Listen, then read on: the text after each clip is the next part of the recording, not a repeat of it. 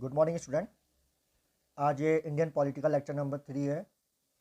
कल तक जो हमने लेक्चर नंबर 2 में कवर किया था, लास्ट में जो मेरी कुछ वीडियो की लास्ट में वॉइस कट हो गई थी, तो मैं उसको दोबारा कंप्लीट कर दूंगा। जहाँ पे तक वॉइस थी वहाँ पे तक ये था कि इंडियन काउंसिल एक्ट 1861 डिसेंट्रलाइजेशन हो चुका था।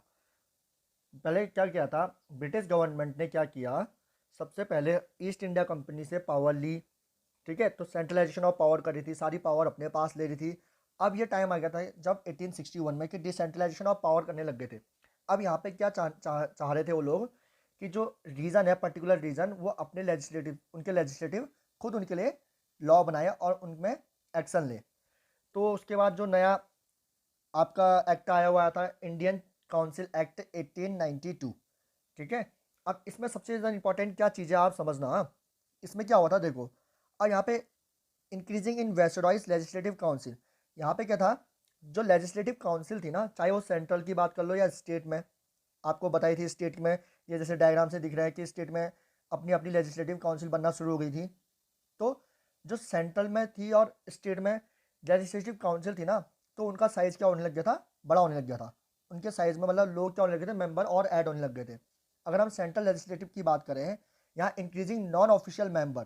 ठीक है, जब हम नॉन ऑफिशियल मेंबर कहते हैं, इसका मतलब यहाँ पे वो इंडियन की बात कर रहे हैं। ऑफिशियल मेंबर कहेंगे तो वो ब्रिटिश लोगों की बात कर रहे थे, लेकिन यहाँ पे जब नॉन ऑफिशियल मेंबर कहते हैं, यहाँ पे क्या कहते हैं, इंडियन, तो इसका मतलब क्या था, इंडियन की भी इन्वॉल्वमेंट यहाँ पे होना शुरू कर दी थी। अब आपको लग रहा है कि ये चीज़ें हो क्यों रही हैं, ये कैसे इंडियन को जोड़ना शुरू कर दे रहे हैं, तो इसके पीछे जितने भी हमारे क्या कहते हैं नेशनल मूवमेंट्स हुए, वो सारी चीज़ें यहाँ पे इन्वॉल्व है, कैसे लोगों ने किया, वो बैकग्राउंड में चल रही है चीज़ें हिस्ट्री में ना। तो यहाँ पे क्या हो रहा है, उसके असर दिख रहे हैं। तभी ये लोगों ने क्या किया, जो ये वाला एक्ट लाया, इंडियन काउंसिल एक्ट 1892, इसमें क्या करा, नॉन ऑफिशियल मेंबरों का भी नंबर इंक्रीज कर दिया। ठीक है, सेंट्रल में, सेंट्रल कहाँ थी, बंगाल के अंदर। जैसे यहाँ दिल्ली कहेंगे हम, दिल्ली में क्या होती है, सेंट्रल गवर्नमेंट भी होती है और स्टेट गवर्नमेंट भी होती है ना। वैसे सेंट्रल गवर्नमेंट वहाँ कहाँ थी उस वक्त, बंगाल में थी। और स्टेट के अंदर भी अगर हम देखें, चाहे आप बॉम्बे देख लो, मद्रास देख लो, बंगाल देख लो, नॉर्थ वेस्ट प्रोविंसेस देख लो, या अवध।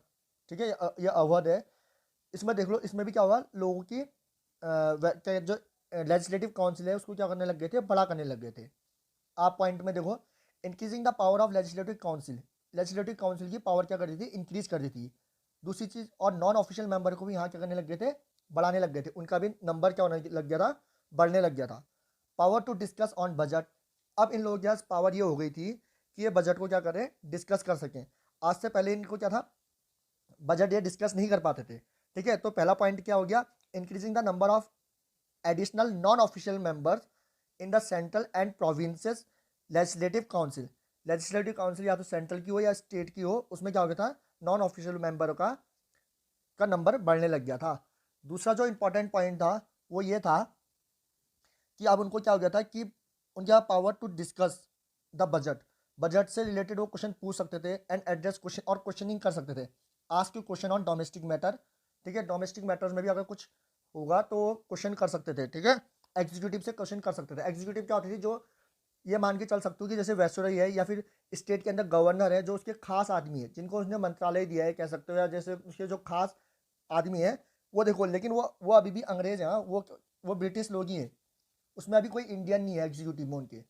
अभी जो नॉन ऑफिशियल मेंबर आ रहे हैं वो किस में जुड़ रहे हैं, इनकी काउंसिल में जुड़ रहे हैं। काउंसिल में सभी लोग होते हैं, ठीक है, उसमें ब्रिटिश लोग भी होंगे, इंडियंस भी होंगे। अब हम धीरे धीरे क्या कर रहे हैं, इंडियंस का नंबर बढ़ा रहे हैं, लेकिन हम ये नहीं कह रहे कि एग्जीक्यूटिव में आप कोई इंडियंस हैं, एग्जीक्यूटिव में अभी कोई इंडियन नहीं है।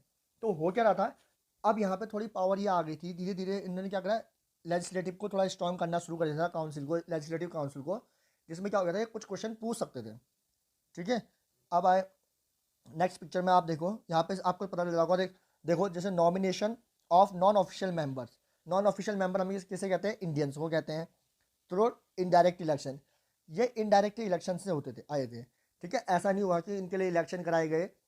ठीक है, यहाँ पे क्या हुआ, इनडायरेक्ट इलेक्शन हुआ। इनडायरेक्ट इलेक्शन जब हम कहते हैं तो इसका मतलब वो नॉमिनेट हो रहे हैं। ठीक है, सेंट्रल लेजिस्लेटिव में देखो, सेंट्रल लेजिस्लेटिव में कौन होता है, वैसरॉय होता है। ठीक है, तो टू बी नॉमिनेटेड बाई, वहाँ नॉमिनेटेड कहाँ से होते हैं, स्टेट लेजिस्लेटिव काउंसिल से। कोई स्टेट लेजिस्लेटिव में कोई अच्छा बंदा होगा तो उसको नॉमिनेट कर देते थे ऊपर। या बंगाल चैम्बर ऑफ कॉमर्स, ठीक है, ये ग्रुप ऑफ पीपल था जो कॉमर्स देखता था, वाणिज्य देखता था, तो वहाँ से भी लोगों को सेंट्रल लेजिस्लेटिव में नियुक्त किया गया, ठीक है, वहाँ उनको नॉमिनेट किया गया। दूसरा देखो स्टेट लेजिस्लेटिव की अगर हम बात करते हैं तो वहाँ गवर्नर, देखो चीज़ें वही चल रही है, जैसे सेंट्रल में हम कहेंगे कौन है, प्रेसिडेंट है, स्टेट में हम कहते हैं गवर्नर, ठीक है, तो ये चीज़ें यहीं से उठ के आ रही हैं। तो स्टेट लेजिस्लेटिव में देखो जो गवर्नर था वो वहाँ वहाँ लोग कहाँ से आते थे, to be nominated by district board से या म्यूनसिपैलिटी से, यूनिवर्सिटी से, जमींदार लोग जो होते थे या ट्रेड यूनियन वाले लोग होते थे, वहाँ से लोग उठ के नॉमिनेट होकर कहाँ आते थे, स्टेट लेजिस्लेटिव काउंसिल के अंदर आते थे, जो नॉन इंडियंस थे, नॉन ऑफिशियल मेंबर्स थे। हाँ, नॉन ऑफिशियल मेंबर मतलब इंडियंस। अब क्या हुआ, इंडियंस की यहाँ पे काउंटिंग होने लग गई, इनकी मेंबरशिप इनकी बढ़ने लग गई, ठीक है, यहाँ पे ज़्यादा लोग आने लग गए। अब नेक्स्ट आप देखो इंडियन काउंसिल एक्ट, तो यहाँ पे समझना सबसे इंपॉर्टेंट आ रहा है आपका जो इंडियन काउंसिल एक्ट 1909 है और इंडियन काउंसिल एक्ट 1919 है, ये आपका बहुत इंपॉर्टेंट एक्टों में से आता है, ठीक है। तो इसको बहुत अच्छे से और आराम से समझना, क्योंकि इसमें ऐसी चीज़ें हैं, काफ़ी चीज़ें निकल लिखी हैं जो क्वेश्चन में पेपर में डायरेक्ट क्वेश्चन पूछा जाता है इनसे, ठीक है। तो इंडियन काउंसिल एक्ट को हम क्या कहते हैं, मॉर्ले मिंटो रिफॉर्म, ठीक है। यहाँ पे जो रिफॉर्म करे गए थे वो मॉर्ले मिंटो के द्वारा करे थे। अब मॉर्ले कौन था और मिंटो कौन था? मॉर्ले जो था वो secretary of state for India. मैंने आपको बताया था कि ब्रिटिश पार्लियामेंट में एक आदमी बनाया था जो सेक्रेटरी ऑफ स्टेट, नया ऑफिस बनाया था जब हम 1858 के बाद जो एक्ट आया था उसमें हमने कहा था secretary of state for India बना, ठीक है। और मिंटो वैसरॉय था इस समय, ठीक है। तो क्या था, मॉर्ले मिंटो रिफॉर्म कहा जाता है इसे, ठीक है। इसमें जो इंपॉर्टेंट चीज़ क्या है, ये चीज़ें ध्यान रखना आप लोग। यहाँ पे increase seat of legislative council, यहाँ पे क्या करा गया, जो लेजिस्लेटिव काउंसिल है ना उनकी सीटें बढ़ा दी गई थी। हम धीरे धीरे देख रहे हैं कि इनकी सीटें बढ़ रही हैं। यहाँ पे क्या होता है, उनकी सीटें बढ़ा दी गई थी। उस वक्त इससे पहले वाले में हमने देखा कि क्या होता है, यहाँ पे नॉन ऑफिशियल जो वेस्टराई का ये था, इंक्रीज इन द वेस्टराइज लेजिस्लेटिव काउंसिल को बढ़ाया जा रहा था। और यहाँ पे नॉन ऑफिशियल मेंबर की क्या होती है, यहाँ पे नॉन ऑफिशियल मेंबर क्या होते हैं, इंटर हो रहे थे।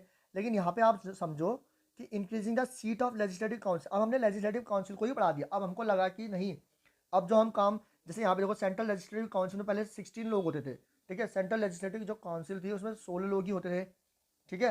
अब हमने उसको क्या कर दिया, उसको एक्सपेंड कर दिया उसकी हमने। अब हमको लगा कि ज़्यादा लोगों की ज़रूरत है तो हमने क्या करा, 16 से 60 कर दिया, ठीक है, 16 से 60 कर दिया। अब वहाँ पे 60 मेंबर बैठेंगे। और नीचे देखो state legislative council not uniform, इसका कहने का मतलब है कि जो स्टेट लेजिस्लेटिव काउंसिल है बढ़ाया तो हमने सीट वहाँ भी, लेकिन वो नॉट यूनिफॉर्म कहने का मतलब है कि जैसे आप देख सकते हो बंगाल है, मद्रास है, पंजाब है, मुंबई है, ठीक है, इनमें अब अलग अलग नंबर पे बढ़ाया, ठीक है। ऐसा नहीं कि 5 बढ़ाए 10 बढ़ाए, ऐसा नहीं है। सेंट्रल का हम बता सकते हैं कि 16 से हमने 60 कर दी। और बाकी स्टेटों में क्या करा था, नॉन यूनिफॉर्मली मतलब बढ़े। जैसे कि आप कह सकते हो किसी में 4 बड़े हो सकते हैं, किसी में 15 20 25 अलग अलग वहाँ की क्वांटिटी के रिक्वायरमेंट के हिसाब से उन्होंने बढ़ा दिए, ठीक है। तो एग्जैक्ट आप डेटा नहीं कह सकते इसका। और इंडियन टू जॉइन, अब देखो अभी तक मैंने आपको इससे पहले बताया था कि नॉन ऑफिशियल मेंबर जो होते हैं वो क्या होते हैं, लेजिस्लेटिव काउंसिल में इंटर होते हैं। नॉन ऑफिशियल मेंबर मतलब इंडियंस की क्या होती, आपकी वो जुड़े रहते थे, किससे जुड़े, किसमें आ रहे थे, एज अ मेंबर बन रहे थे, किसमें, इंडियन काउंसिल लेजिस्लेटिव काउंसिल में। अब क्या हो रहा है कि first time to join viceroy and governor executive council, याले एक्ट के थ्रू 1909 मॉर्ले मिंटो रिफॉर्म के अंदर पहली बार कोई इंडियन जो कि क्या होगा, गवर्नर या फिर वाइसरॉय की एग्जीक्यूटिव काउंसिल। मैंने आपको बताया था अभी तक एग्जीक्यूटिव काउंसिल कहते थे हम, इसका मतलब वो सारे ब्रिटिश लोग होते थे, जो उसके खास आदमी कह सकते हो गवर्नर के, या कह सकते हो वाइसरॉय के जो खास आदमी थे जिनको डिपार्टमेंट मिलता था या जिनको हाई पावर मिलती थी। उसमें कौन लोग हुआ करते थे, सिर्फ आपके ब्रिटिशर हुआ करते थे। लेकिन फर्स्ट टाइम क्या हुआ था 1909 मॉर्ले मिंटो रिफॉर्म के अंदर कि इंडियन भी एग्जीक्यूटिव काउंसिल के अंदर जा रहा था। इससे पहला वाला जो अगर हम बात करें तो लेजिस्लेटिव काउंसिल की बात करी थी, इस बार क्या हुआ, एग्जीक्यूटिव काउंसिल में भी किसी इंडियन ने ज्वाइन करा, ठीक है। तो ये सत्येंद्र प्रसाद सिन्हा है जो कि है first to join, appointed as law minister. ये लॉ मिनिस्टर के पद पे एग्जीक्यूटिव काउंसिल में क्या अटैच हुए थे, ठीक है, किसके साथ, वाइसरॉय के साथ अटैच हुए थे, ठीक है। अब जैसे इससे पहले तो था नहीं, लेकिन इस बार क्या था कि गवर्नर की भी साथ एग्जीक्यूटिव काउंसिल में जुड़ सकते हैं और वाइसरॉय के साथ भी। जो सत्येंद्र प्रसाद सिन्हा थे ये वाइसरॉय के साथ एज अ लॉ मिनिस्टर जुड़े, ठीक है। अब आगे बढ़ते हैं आपका। और एक चीज़ और इसमें इंपॉर्टेंट है, ठीक है। यहाँ पे क्या होता है, देखो मैंने जैसे आपसे बात करी थी, सेंट्रल लेजिस्लेटिव काउंसिल होती है और स्टेट लेजिस्लेटिव काउंसिल होती है।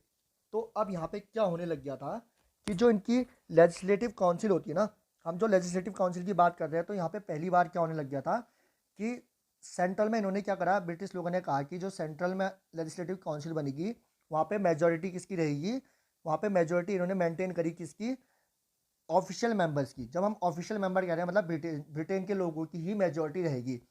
और रही बात स्टेट लेजिस्लेटिव काउंसिल की, इन्होंने कहा यहाँ पे नॉन ऑफिशियल लोगों की भी मेजोरिटी हो सकती है। लेकिन सेंट्रल में इन्होंने क्या कर दिया, रिटेन कर दिया अपनी पावर ना, कि यहाँ पे जो होगा कि ब्रिटिश की ही मेजोरिटी रहेगी। लेकिन स्टेट लेजिस्लेटिव के अंदर, जैसे स्टेट लेजिस्लेटिव आपने इतनी पढ़ी लिखी है, जैसे आपको मैंने यहाँ पे चित्र के डायग्राम के द्वारा दिखा रहा हूँ, जैसे पंजाब हो गया, बंगाल हो गया, मुंबई हो गया, मद्रास हो गया, तो यहाँ पे क्या हुआ, मेजोरिटी किसकी हो सकती है, नॉन ऑफिशियल मेंबर की भी हो सकती है, मींस इंडियन की भी मेजोरिटी हो सकती है किसमें, लेजिस्लेटिव काउंसिल में। अब आओ नेक्स्ट पेज में, आप समझो यहाँ पे से, in large the participation in legislative council. अब यहाँ पे क्या कर दिया, पार्टिसिपेशन बढ़ा दिया किसका, लेजिस्लेटिव काउंसिल का। अब जो लेजिस्लेटिव काउंसिल है वो क्या कर रही है, आज के सप्लीमेंट्री क्वेश्चन, पहले सप्लीमेंट्री क्वेश्चन नहीं पूछा जाता था, पहले सिर्फ क्या करते थे, हम बजट को डिस्कस कर रहे थे एक बार, या एड्रेस क्वेश्चन कर रहे थे। लेकिन हम क्या करते थे, एग्जीक्यूटिव से हम एड्रेस करते थे, जैसे सपोज करो बजट पास हो रहा है या उससे रिलेटेड कोई एक मेंबर खड़ा होगा, वो क्वेश्चन पूछ सकता था।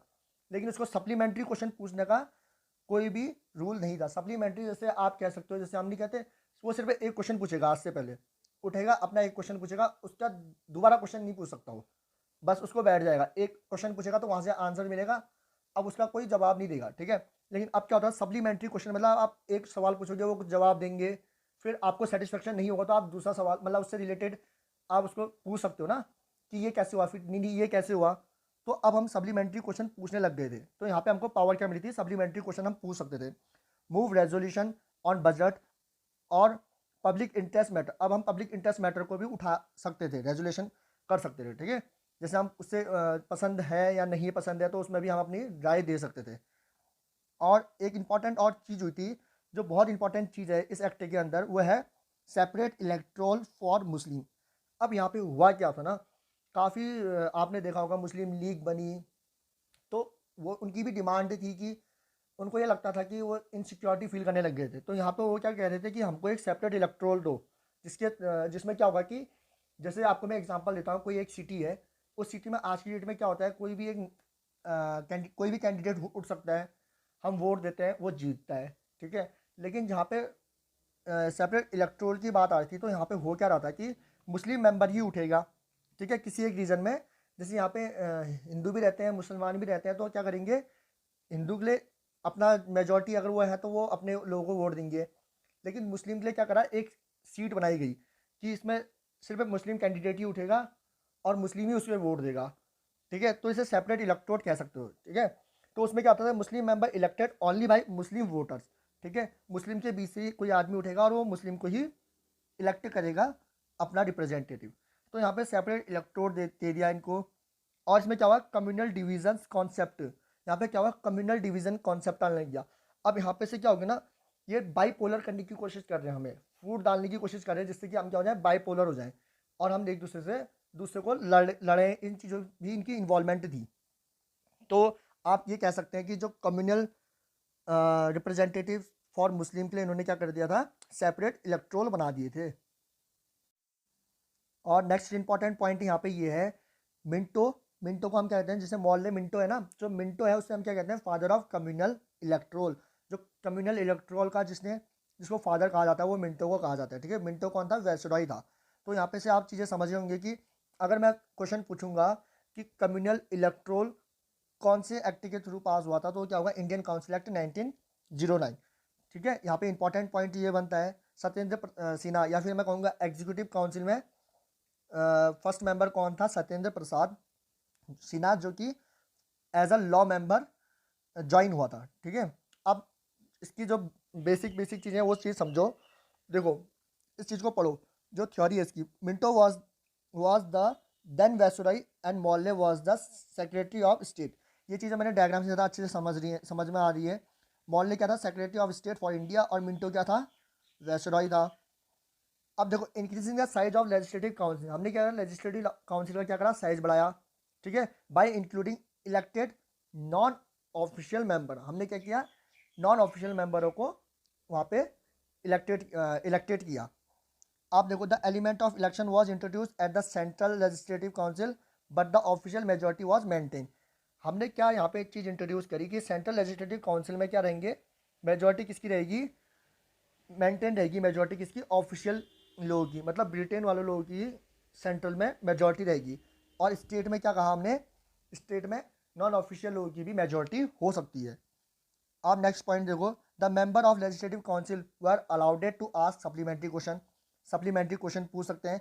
तो ये सारी चीज़ें कराई हैं, इनको पढ़ते रहो, आपको आराम से समझ में आ जाएगा। ठीक है, तो इसमें कोई ऐसी कोई नया पॉइंट नहीं है, जो सारे पॉइंट मैंने आपको बता दिए हैं वही चीज़ है। जैसे कम्युनल इलेक्ट्रोल की, सेपरेट इलेक्ट्रोल की बात करिए, इसमें communal representation for Muslim by accepting the concept of separate electoral. Under the separate electoral the Muslim members were to be elected only by Muslim voter, और Minto was regarded as the father of communal electoral. ये सारी चीज़ें मैंने तुम्हें बता चुकी है, इसमें अब कोई नई चीज़ नहीं है, ये सब चीज़ का क्या है, समरी है। ठीक है, अब देखो गवर्नमेंट ऑफ इंडिया एक्ट 1990। अब यहाँ पे समझो, ये भी बहुत इंपॉर्टेंट है। अब यहाँ पे समझो, अब ये जो गवर्नमेंट ऑफ इंडिया एक्ट 1919 है, इसमें क्या था, इसको हम कहते हैं मॉन्टेग चेम्सफोर्ड एक्ट। सिमिलर पहले वाली की तरह इसमें भी क्या है, मॉन्टेग कौन था, पहला जो नाम लिखा है वो क्या है, secretary of state for India, जो बगल में दिखाया है आपको। और राइट हैंड साइड में जो दिखा रखा है चेम्सफोर्ड, वो क्या है, वैसरॉय था उस समय। तो याद रखना कि मॉन्टेग चेम्सफोर्ड एक्ट, मॉन्टेग कौन था और चेम्सफोर्ड कौन था। ठीक है, अब समझो, इसमें यहाँ पे हुआ क्या था ना, पहली बार यहाँ पे इंट्रोडक्शन ऑफ रिस्पॉन्सिबल गवर्नमेंट की बात करी गई थी इन इंडिया।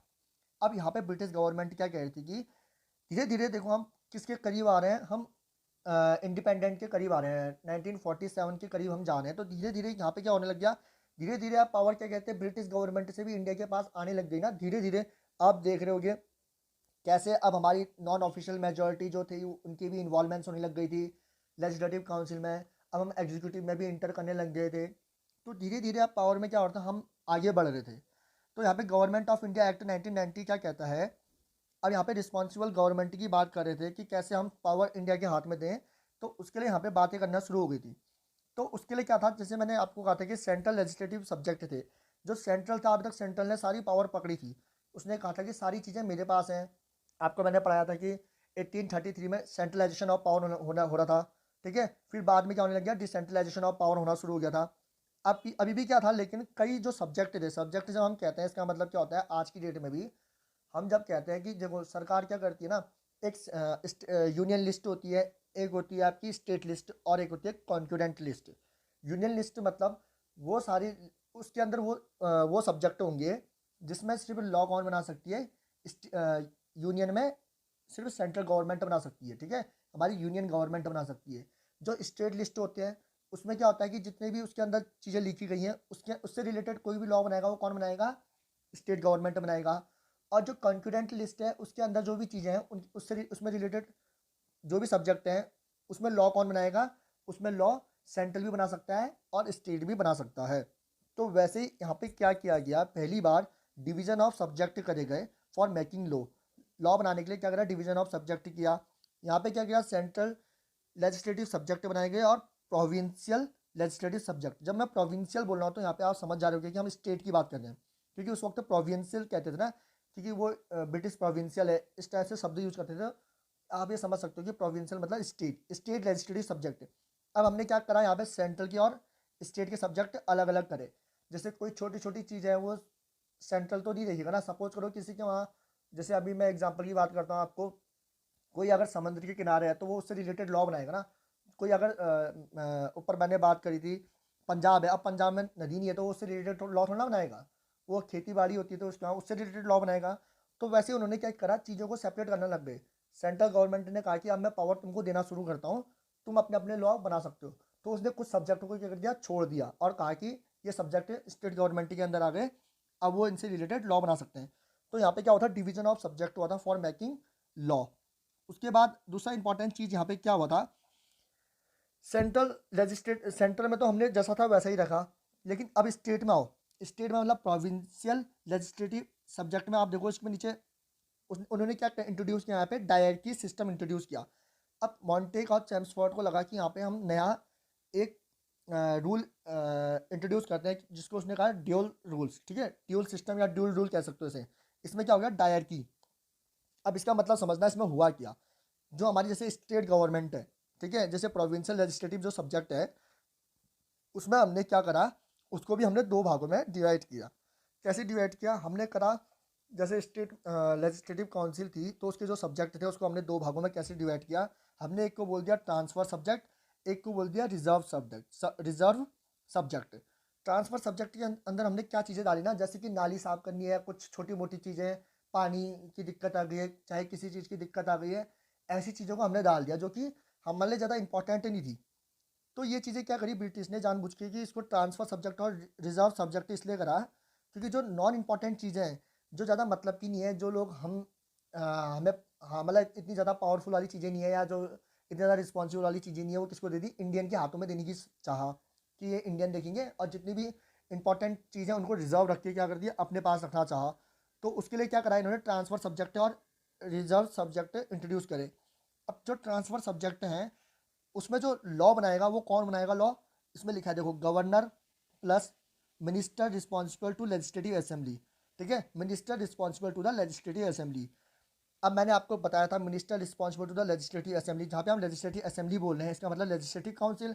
और मैंने इससे पहले आपको बता चुका था कि 1909 में हमने ये कहा था कि जो लेजिस्लेटिव काउंसिल है, प्रोविंशियल लेजिस्लेटिव काउंसिल है, उसमें नॉन इंडियन की भी मेजोरिटी हो सकती है।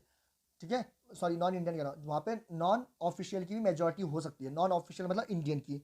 तो इनको लगा कि यार इंडियन के पास हम पावर दे रहे हैं, तो इन्होंने क्या करा, उस सब्जेक्ट को ट्रांसफर सब्जेक्ट के अंदर डाल दिया और कहा गवर्नर प्लस उसके साथ जो इंडियंस हो सकते हैं या फिर ब्रिटिश होंगे, लेकिन मेजोरिटी इंडियंस की भी हो सकती है। तो इन्होंने क्या कर दिया वहाँ पे, minister responsible to the legislative assembly. अब लेजिस्लेटिव असेंबली में माइट भी ये भी हो सकता है कि इंडियन ज़्यादा हो, तो वो सब्जेक्ट उनको दे दिए कि तुम इसको सॉल्व करना। और जो रिजर्व सब्जेक्ट रखे, रिजर्व सब्जेक्ट में कौन से सब्जेक्ट रखे, जो कि इंपॉर्टेंट मैटर है, ठीक है, स्टेट से रिलेटेड इंपॉर्टेंट चीज़ें रहती हैं, वो सारे सब्जेक्ट किसके पास रखे, अपने पास रखे। उसमें क्या क्या आ गई देखो, उसमें कौन कौन बैठ के रूल बनाएगा, गवर्नर बनाएगा प्लस एग्जीक्यूटिव। एग्जीक्यूटिव उसमें क्या होगी, इन्वॉल्व होगी। हमने ये जरूर कहा था कि एग्जीक्यूटिव में भी इंडियंस आ सकते हैं, लेकिन अभी हमने ये नहीं कहा था कि एग्जीक्यूटिव में इंडियन मेजोरिटी में रहेंगे। तो यहाँ पे क्या करा इन्होंने, गवर्नर के साथ एग्जीक्यूटिव को ऐड करा। एग्जीक्यूटिव काउंसिल जो गवर्नर की होती है, अब उसमें क्या रखता है कि गवर्नर अपने हिसाब से आदमी रख सकता है, लेकिन हमने यहाँ पे ये नहीं कहा कि वो मेजोरिटी इंडियंस हो, ऐसी बात नहीं करी। तो इसका मतलब वो मेजोरिटी किसकी चल रही है, अभी भी ब्रिटेन वालों की चल रही है। तो गवर्नर के साथ हमने क्या, गवर्नर के साथ कौन बैठेगा, एग्जीक्यूटिव काउंसिल बैठेगी उसकी। ठीक है, not responsible to the legislative assembly. और जो लेजिस्लेटिव असेंबली है या लेजिस्लेटिव काउंसिल की बात अगर हम करें, जो कि जिसमें ज़्यादा इंडिया की मेजोरिटी हो चुकी थी, वो चीज़ के लिए रिस्पॉन्सिबल नहीं रहेगी। मतलब हम दो बैठ के इसमें रूल बनाएंगे, कौन, गवर्नर प्लस एग्जीक्यूटिव काउंसिल।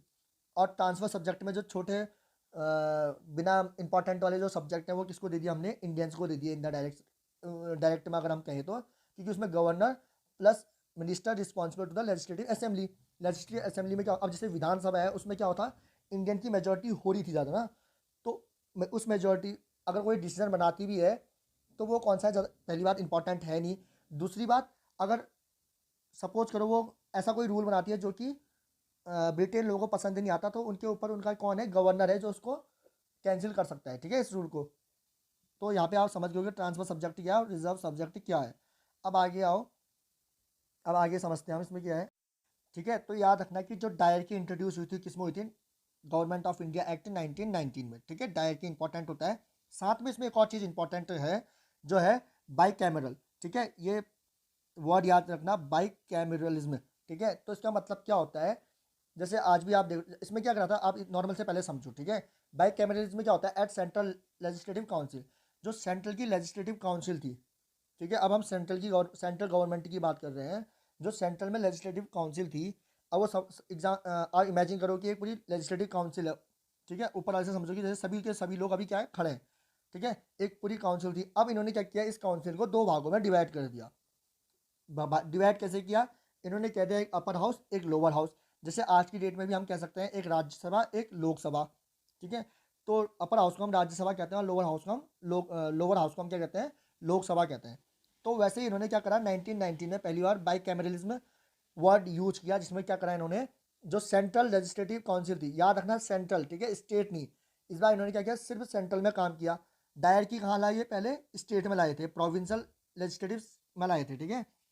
और सेंट्रल में क्या लाए थे, इस बार बाई कैमरल लाए थे। इन्होंने क्या किया साथ में, जो हमारा सेंट्रल है उसमें क्या कहता है, जितने भी काउंसिल के लोग थे इन्होंने उसको क्या कर दिया, डिवाइड कर दिया। डिवाइड कैसे किया, एक अपर हाउस कह दिया, एक लोअर हाउस कह दिया। अपर हाउस को कह दिया इन्होंने काउंसिल ऑफ स्टेट, उन्हें हम काउंसिल ऑफ स्टेट कहेंगे, और लोअर हाउस को लेजिस्लेटिव असेंबली, जैसे आज की डेट में भी लेजिस्लेटिव असेंबली ही कहते हैं, लोकसभा, ठीक है। तो यहाँ पे क्या हुआ था, मैंने आपको बताया था 16 से कितने मेंबर हो गए थे पहले, 60 हो गए थे ना। तो इन्होंने क्या करा, कुछ ऐसा नंबर लाए, इन्होंने कहा कि अपर हाउस में रहेंगे 60 मेंबर, उसमें से 34 क्या होंगे, इलेक्टेड होंगे, और बाकी नॉमिनेटेड होंगे।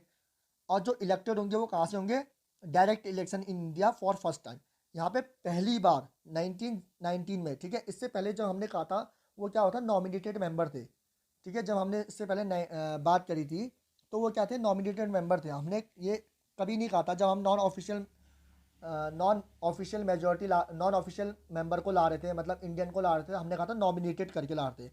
इलेक्शन का टर्म यूज़ नहीं हुआ था वहाँ पे, लेकिन पहली बार इलेक्शन का टर्म, डायरेक्ट इलेक्शन का टर्म कहाँ यूज़ हुआ था, 1919 पे। यहाँ पे क्या हुआ था, जो बाकी 34 लोग होंगे 60 मेंबर से अपर हाउस में, वो क्या होंगे, इलेक्टेड होंगे। और इलेक्टेड कहाँ से होंगे, वो डायरेक्ट इलेक्शन होगा इन इंडिया में फॉर द फर्स्ट टाइम, पहली बार इंडिया में यहाँ पे इलेक्शन हुआ था। और जो लोअर हाउस में थे वहाँ पे 144 मेंबर रखे, वहाँ पे इन्होंने क्या करा, 104 जो मेंबर होंगे वो इलेक्टेड होंगे, बाकी नॉमिनेटेड होंगे। अब जो 104 मेंबर इलेक्टेड होंगे वो कहाँ से होंगे, direct election in India for the first time, पहली बार डायरेक्ट इलेक्शन होगा उनका। तो याद रखना कि इलेक्शन पहली बार यहाँ पे यूज किया गया है। और ये आप ये सोचोगे कि इलेक्शन में वोट कौन देगा, इलेक्शन में वोट हर किसी को राइट नहीं था कि यहाँ पे इलेक्शन में वोट देने का। यहाँ पे जैसे वो लोग वोट देते थे, जैसे कि जो कोई लोग होते थे ना जिनकी आप प्रॉपर्टी ज़्यादा होती थी, या जो कोई टैक्स देता था, या कोई एजुकेटेड लोग होते थे, तो सिर्फ वही लोग यहाँ पे अभी वोट देते थे। जिनके पास क्या होता था, टैक्सेस देते थे या एजुकेटेड लोग थे, वही लोग यहाँ पे वोट देते थे। तो यहाँ पे ये चीज़ ध्यान रखना कि सभी लोग वोट नहीं देते थे। तो इन्होंने क्या करा, यहाँ पे इलेक्शन कराया और यहाँ पे इनको इनकी पोजीशन यहाँ पे रखी। अब आता है गवर्नमेंट, इसका जो नेक्स्ट एक और पॉइंट है वह क्या है।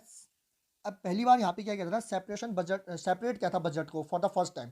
यहाँ पे कैसे सेपरेट किया बजट को पहली बार, अब इमेजिन करो, जो सेंट्रल गवर्नमेंट है हमारी, आप पिक्चर से देख सकते हो, अरुण जेटली एक साइड है, यहाँ पे हमारी जो सेंट्रल बजट है ना, जो जैसे अभी कौन है, निर्मला सीतारमन हमारी फाइनेंस मिनिस्टर है। तो वो अगर वो स्टेट लोगों के लिए भी तो बजट नहीं पास कर सकती ना, वो सेंट्रल बजट पास करेगी। वो सेंट्रल का फाइनेंशियल मिनिस्टर है, तो वो क्या करेगी, सेंट्रल का जो बजट होता है वो पास करेगी। तो यहाँ पे पहले क्या होता था कि पहले वही पास करता था, अब हम पावर को धीरे धीरे क्या कर रहे हैं, डिवाइड कर रहे हैं, हर किसी को अपनी अपनी पावर दे रहे हैं ना। तो हमने क्या करा, यहाँ पे सेपरेट कर दिया बजट, कि अब जो स्टेट गवर्नमेंट है उसका जो फाइनेंस मिनिस्टर होगा वो अपना बजट पास करेगा, और जो सेंट्रल गवर्नमेंट है वो अपना बजट लाएगी, वो अपना बजट पास करेगी। तो यहाँ पे हमने क्या करा, पहली बार सेपरेट कर दिया बजट को फॉर द फर्स्ट टाइम।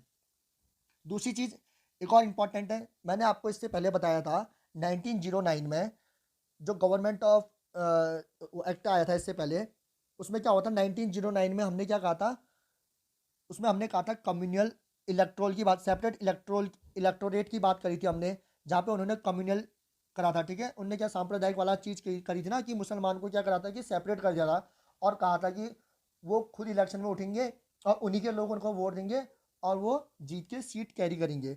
लेकिन इसमें क्या करा, इसमें एक कदम और आगे बढ़ गए। इसमें इन्होंने क्या करा, सेपरेट इलेक्टोरेट को क्या कर दिया, और बढ़ा दिया। इन्होंने कहा अब पहले तो मुसलमान लोग, मुस्लिम लोग थे, वो सेपरेट इलेक्टोरेट कर रहे थे। अब क्या होगा, सिख लोग भी अपने लोगों को किसी अपने एक बंदे को उठाएंगे, सिख लोग ही वोट करेंगे और सिख को ही जिताएंगे। वैसे ही क्या हुआ, इंडियन क्रिश्चियन भी आ गए, एंग्लो इंडियंस भी आ गए, यूरोपियंस भी आ गए, ठीक है। जो यूरोपियन यहाँ पे रहते थे वो लोग भी करेंगे अपने, क्योंकि इनका कहने का मतलब यहाँ पे था क्या, कि अगर सपोज करो किसी जगह से कोई आदमी उठता है, ठीक है, इनका यहाँ पे जो पॉइंट ऑफ व्यू था ये था कि अगर कोई इंडियन कोई हिंदू अगर उठता है, मेजॉरिटी हिंदू की है, तो वोट तो सारे मेजॉरिटी के हिंदू को ही मिलेंगे, तो बाकी लोग नहीं जीतेंगे। तो इसलिए क्या कर रहे थे, कम्युनल इलेक्ट्रोल को इंट्रोड्यूस कर रहे थे हर जगह। तभी इन्होंने क्या करा, जो माइनॉरिटी है, सिख, क्रिश्चन है, एंग्लो इंडियंस है, इनसे कहा कि तुम अपना कोई एक प्रतिनिधि उठाओगे, अपना रिप्रेजेंटेटिव उठाओगे और उसी को वोट दोगे और उसी को जिताओगे, ठीक है। जैसे सपोज करो यहाँ पे आ गया सिख आ गया, अब सिख से भी 2-3 जने उठ सकते हैं, आप वोट दोगे, अब सिख लोग सिख को ही वोट देंगे, तो उनमें से जो भी मेजोरिटी लेगा वो क्या करेगा, उस पोजीशन को हायर कर लेगा।